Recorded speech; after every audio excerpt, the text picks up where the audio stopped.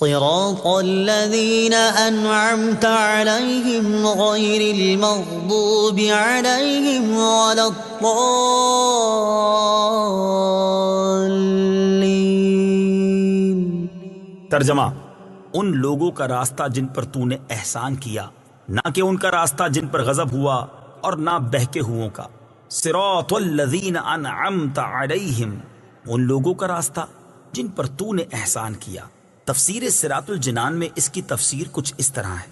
یہ جملہ اس سے پہلی آیت کی تفسیر ہے کہ صراط مستقیم سے مراد ان لوگوں کا راستہ ہے جن پر اللہ تعالیٰ نے احسان و انعام فرمایا، اور جن لوگوں پر اللہ تعالیٰ نے اپنا فضل و احسان فرمایا ہے ان کے بارے میں ارشاد فرماتا ہے: ومن يطع الله والرسول فأولئك مع الذين أنعم الله عليهم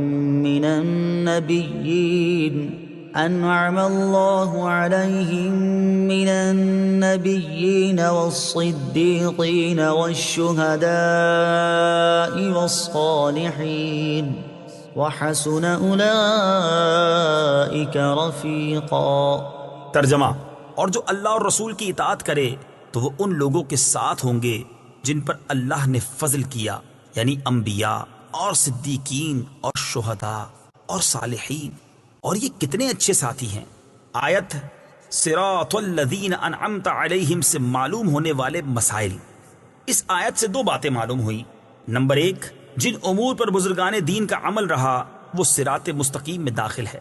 نمبر دو، امام فخر الدین رازی رحمۃ اللہ تعالی علیہ فرماتے ہیں، بعض مفسرین نے فرمایا کہ اہدنا الصراط المستقیم کے بعد صراط الذین انعمت علیہم کو ذکر کرنا اس بات کی دلیل ہے کہ مرید ہدایت اور مکاشفہ کے مقامات تک اسی صورت پہنچ سکتا ہے جب وہ کسی ایسے پیر کامل کی پیروی کرے جو درست راستے کی طرف اس کی رہنمائی کرے، غلطیوں اور گمراہیوں کی جگہوں سے اسے بچائے، کیونکہ اکثر لوگوں پر نقص غالب ہے اور ان کی عقل حق کو سمجھنے، صحیح اور غلط میں امتیاز کرنے سے قاصر ہیں۔ تو ایک ایسے کامل شخص کا ہونا ضروری ہے جس کی ناقص شخص پیروی کرے، یہاں تک کہ اس کامل شخص کی عقل کے نور سے اس ناقص شخص کی عقل بھی مضبوط ہو جائے، تو اس صورت میں وہ سعادتوں کے درجات اور کمالات کی بلندیوں تک پہنچ سکتا ہے۔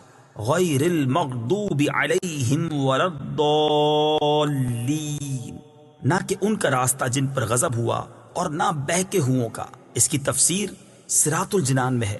جن پر اللہ تعالیٰ کا غضب ہوا ان سے مراد یہودی اور بہکے ہوئوں سے مراد عیسائی ہیں، جیسا کہ سنن ترمذی جلد 4 صفحہ 444 حدیث نمبر 2964 میں ہے، اور امام فخر الدین رازی رحمۃ اللہ تعالی علیہ نے یہ بھی لکھا ہے کہ جن پر غضب ہوا ان سے مراد بد عمل ہیں اور بہکے ہوئوں سے مراد بد عقیدہ لوگ ہیں۔ ہر مسلمان کو چاہیے کہ وہ عقائد، اعمال، سیرت، صورت ہر اعتبار سے یہودیوں، عیسائیوں اور تمام کفار سے الگ رہے، نہ ان کے طور طریقے اپنائے اور نہ ہی ان کے رسم و رواج اور فیشن اختیار کرے، اور ان کی دوستیوں اور صحبتوں سے دور رہتے ہوئے اپنے آپ کو قرآن و سنت کے سانچے میں ڈھالنے میں ہی اپنے لیے دونوں جہان کی سعادت تصور کرے۔ آیت ولدالین سے متعلق شرعی مسئلہ۔ بعض لوگ ولدالین کو ولضالین پڑھتے ہیں، ان کا ایسا کرنا حرام ہے۔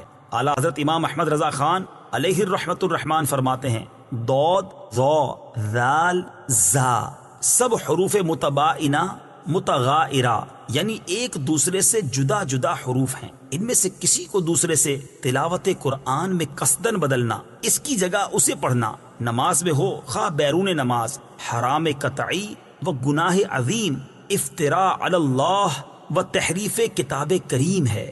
اس مسئلے کے بارے میں دلائل کے ساتھ تفصیلی معلومات حاصل کرنے کے لیے فتاوی رضویہ کی 6 جلد میں موجود ان رسائل کا مطالعہ فرمائیں۔ نمبر 1، نعم الزاد لروم الضاد، یعنی ضاد کی ادائیگی کا بہترین طریقہ۔ نمبر 2، الجام الصاد عن سنن الضاد، ضاد کی ادائیگی کے غلط اور صحیح طریقوں کا بیان۔ آمین، اس کا ایک معنی ہے اے اللہ عز و جل تو قبول فرما، دوسرا معنی ہے اے اللہ عز و جل تو ایسا ہی فرما۔ آمین سے متعلق شرعی مسائل۔ نمبر 1، یہ قرآن مجید کا کلمہ نہیں ہے۔ نمبر 2، نماز کے اندر اور نماز سے باہر جب بھی سورہ فاتحہ ختم کی جائے تو اس کے بعد آمین کہنا سنت ہے۔ نمبر 3، احناف کے نزدیک نماز میں آمین بلند آواز سے نہیں بلکہ آہستہ کہی جائے گی۔ صدق اللہ